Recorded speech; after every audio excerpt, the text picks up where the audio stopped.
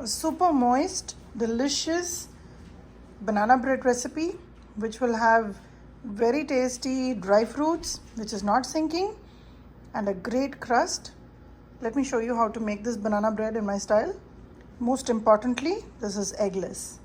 3 very ripe bananas, 1 full cup of jaggery powder. This is half a cup of oil. I'm using peanut oil.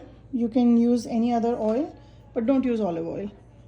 This is about less than 3/4 cups of mixed dry fruits. I have cranberries and almonds. This is roasted, and this is actually just a packet of trail mix. I've just taken about less than 3/4 cup, a little bit more than half a cup. I'm going to peel and mash the bananas with a fork. Once they are mashed, I will add the jaggery powder and the oil. So before you start mashing the bananas and starting the whole process, make sure your oven is preheating at 375 degrees.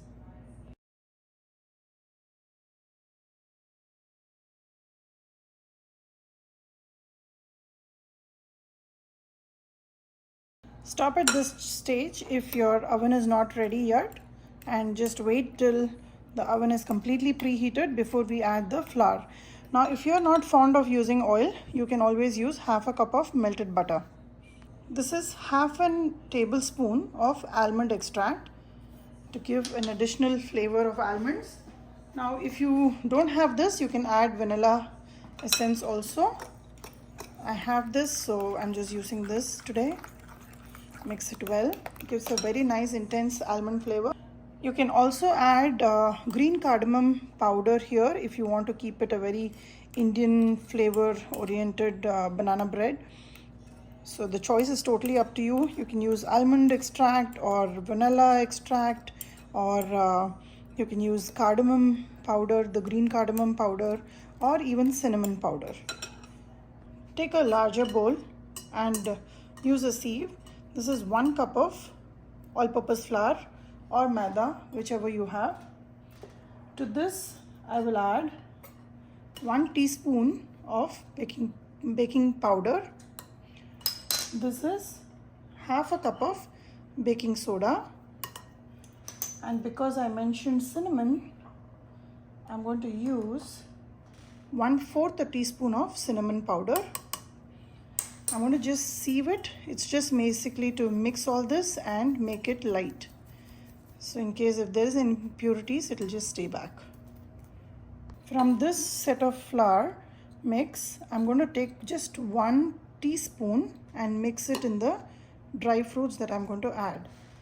This will make sure that the dry fruits don't sink in the bread while we bake them. Just give it a rough toss so all the dry fruits are coated with the flour mix. And this is ready. This is the last thing we'll add before we start baking. Just mix and keep it ready. I have just used the regular cooking spray and I've greased the pan. The oven is almost at 350 degrees, and this is the time I'm just going to go ahead and start preparing for the baking. Till your oven is ready, please make sure you don't mix the wet ingredients with the dry. Otherwise, it will all be soaking and it may not rise the way we look forward to. I'm going to add all the wet ingredients to this, and without making a lot of mess, just make sure that you are mixing it in the same direction as much as possible, and use the cut and fold method to mix the wet ingredients to the dry. So just mix and fold like so, and everything should be mixed really well.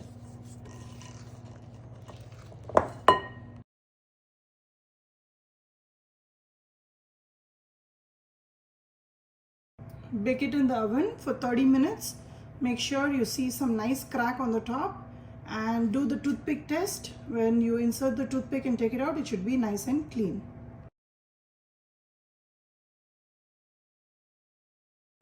It is about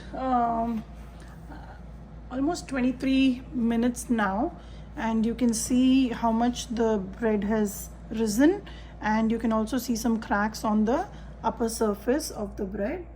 I'm going to allow the whole 30 minutes to pass before I'm going to turn it off and take it out. The timer is off and I'm going to try the toothpick test on the banana bread.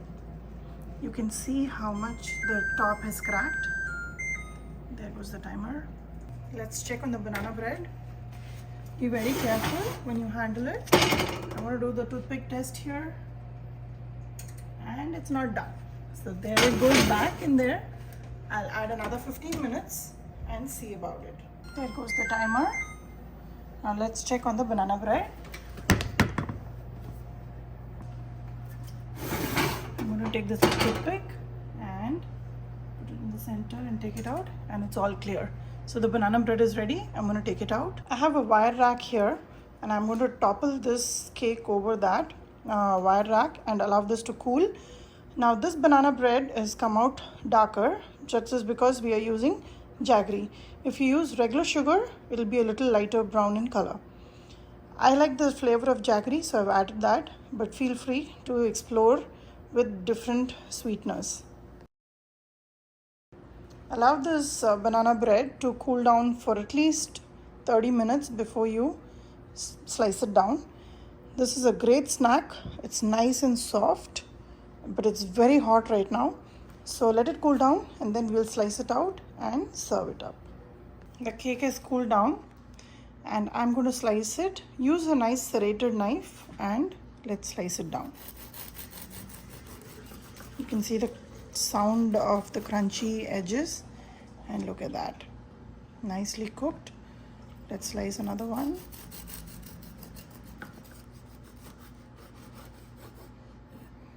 And look at the texture.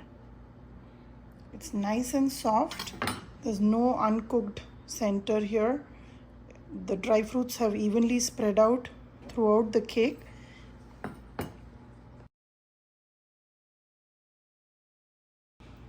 I love the corner piece, which is a little crunchy. Add a little bit of butter, salted butter, and enjoy this. It's super tasty. The amount of sugar to the banana is just perfect.